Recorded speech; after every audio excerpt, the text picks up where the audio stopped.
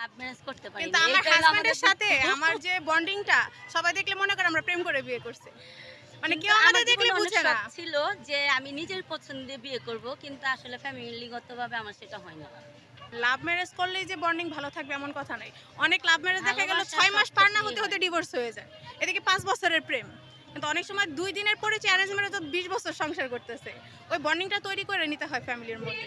ওটা তো বললেই হয় না। সবার ক্ষেত্রেই ভালোবাসা যদি আপনি ফ্যামিলিগত বিয়ে দেয়, সেখানে যদি ভালোবাসা থাকে তাহলে সব ক্ষেত্রেই ভালোবাসা ভালো। কিন্তু দেখা যায় ফ্যামিলিগত বিয়ে দিছে, সেখানে ভালোবাসা ঠিক না হলে সেখানেও ভেঙে যায়। আবার পছন্দ করে বিয়ে করলে সেখানেও ভেঙে যায়। এটা হলো নিজের উপরে, নিজে যতটুকু ভালো থাকবেন, যতটুকু সহ্য করবেন, এতটুকুই ভালো রাখবেন, সবাইকে রাখতে পারবেন।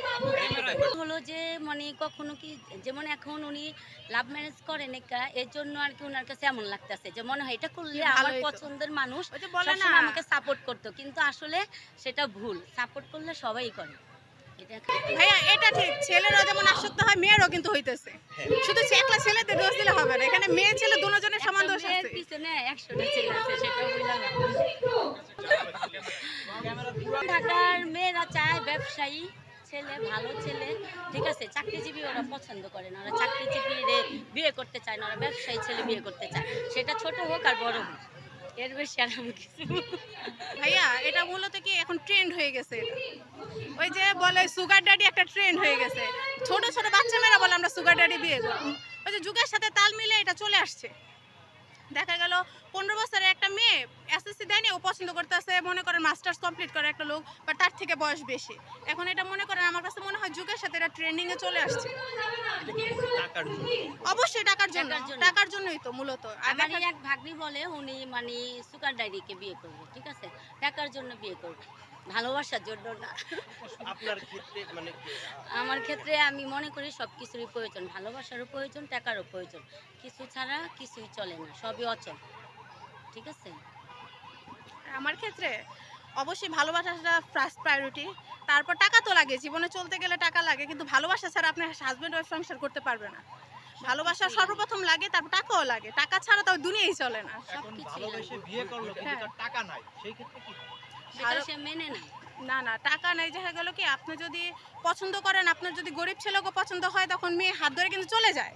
ওইটা কিন্তু টাকার জন্য চিন্তা করে না যে ছেলেটা টাকা নাই বা টাকা দিতে পারবে না বা কি, কিন্তু দিন শেষে দেখা গেল ওই ভালোবাসা কিন্তু আবার টিকে না, টাকার জন্য এবারে ভালোবাসা ভেঙে যায়। বিয়ের পরে এই যে গত মাসে গ্রামে গেছি, গ্রামে গিয়েও বিয়ের অফার পাইছি। না না, আমার নানা বলে আমার নাতি তো বিয়ে দিয়ে দিচ্ছে, আমার নাতি 2টা বাচ্চাও আছে।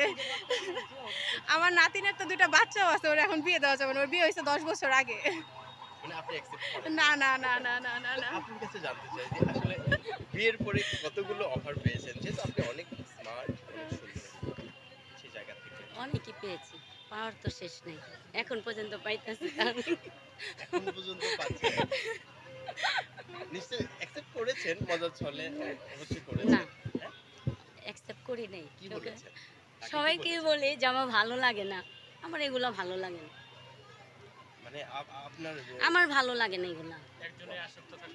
হ্যাঁ, এই জন্য আর কি প্রতিদিন তো মানুষ পায়, এখন তো ফেসবুক যেহেতু মানুষ চালায়, এখানে তো আর অফার না পাওয়ার কোনো কিছু নেই। আচ্ছা, যদি কোনো মেয়েতে আসক্ত হয়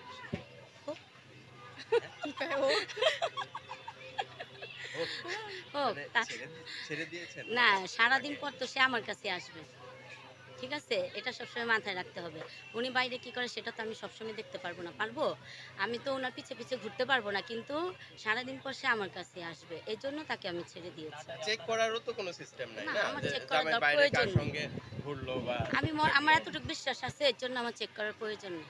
একটু আপু আমরা জানি যাই হইছে। কোশ্চেনটা আবার করেন ভাইয়া, কোশ্চেনটা ভুলে গেছে, আবার করেন। মানে জামাই যখন বাইরে কোনো মেয়েতে আসক্ত হয়, মানে সেই জায়গা থেকে ভাইয়া জামাই যখন অন্য মেয়েতে আসক্ত হবে, সর্বপ্রথম জামাইয়ের 1/2 ঘন্টা পিটামু, পিটায় এবারে জামাই ছেড়ে দিমু, শেষ, এতটুকুই। না, চেক করার কোনো সিস্টেম নেই। চোর চুরি করলে কি ধরে রাখা যায়? এরকম আমরা তো কিছুই না, কত সুন্দর সুন্দর মেয়েদের হাজবেন্ডের পরনারীতে আসক্ত, ওইটা বললে হবে না। যার যার ক্যারেক্টার, যার যার রুচি।